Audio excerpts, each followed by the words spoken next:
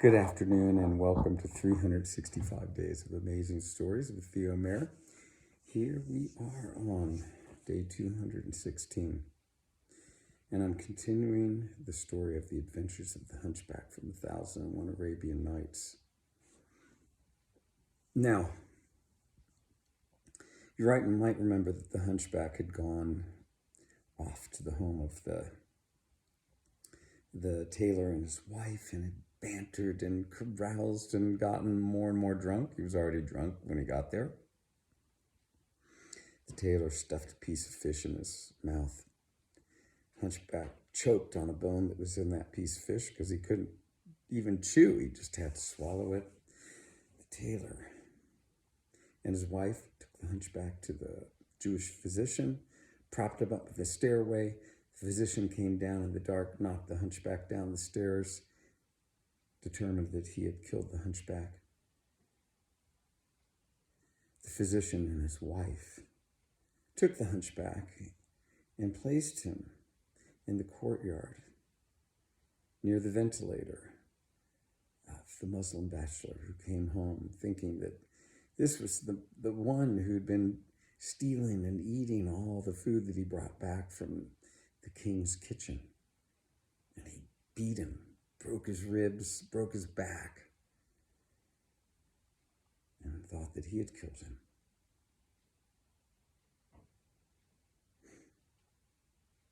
The steward was frightened.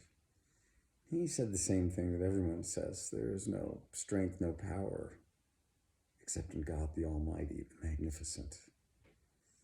He grabbed the Hunchback.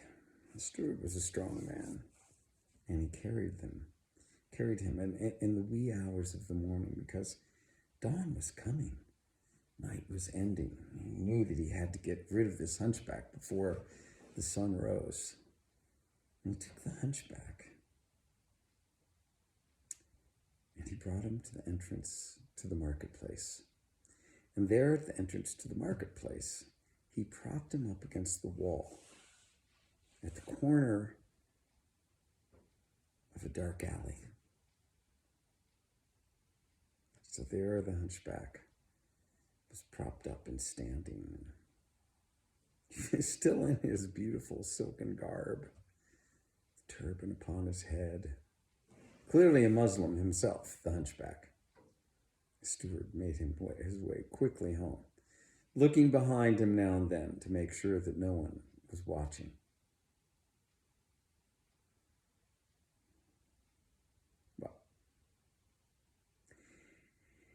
He got home safely. And it wasn't long before a Christian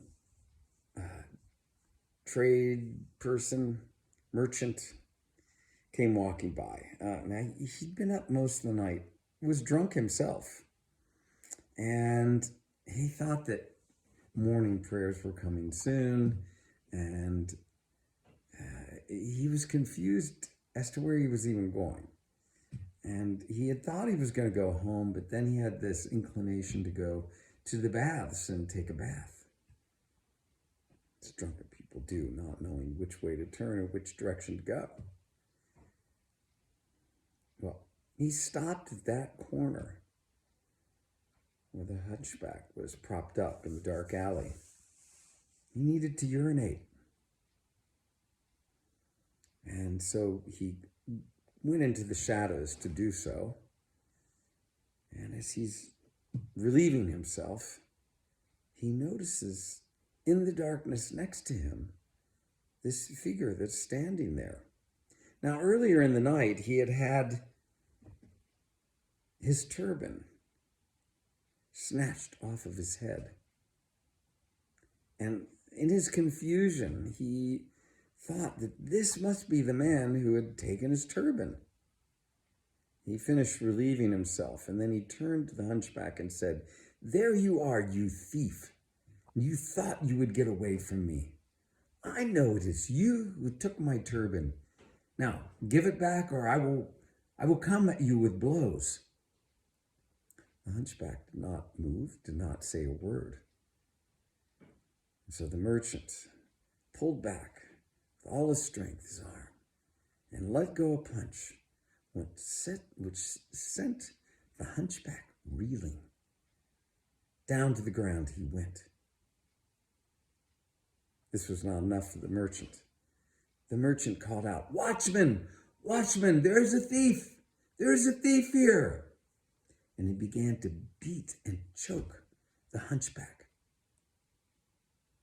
But when the watchman got there, he pulled the merchant away.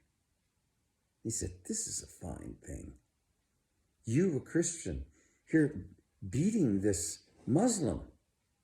And then he looked more closely, and he could see that the Muslim hunchback was dead. "This is fine," he said. Now, I didn't tell you, but the merchant, he was actually a broker for the king.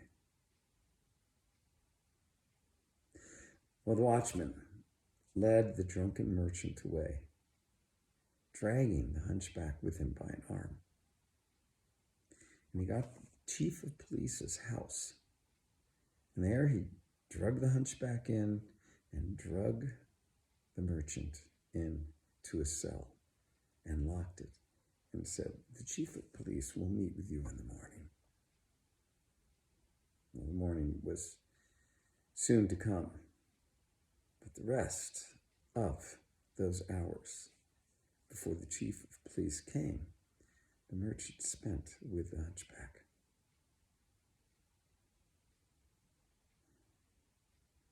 When the chief of police came, he heard the story of what had happened, and he went to the king and told the king what had happened, and the king said, "Hang him for his crime."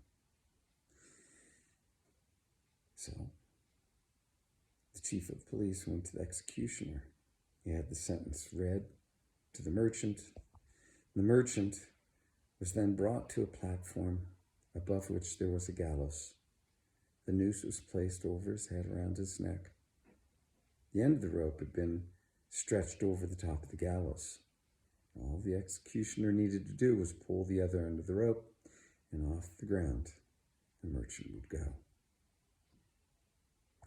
Executions were typically held right before noon, and out of the crowd just before the executioner pulled that rope, the steward who had been in the crowd stepped forward. "Halt! Stop! It is I! It is I! I killed that hunchback, not this man. I already have the sin of killing the hunchback on my conscience.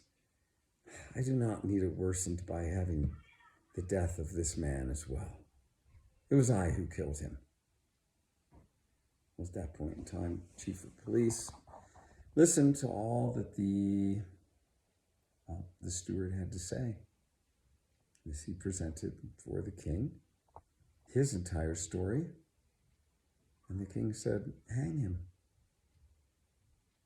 So now the noose went around the steward's neck, just as he was about to be hoisted up. From out of the crowd, you can imagine who called out next. I'll stop the story there, wondering who it was that called out next. Or did someone call out next? The steward is about to lose his life. We'll find out whether he did. On the next day, I continue the stories from 1001 Arabian Nights. Hope you enjoyed. Have a good rest of your day or evening, whatever it may be.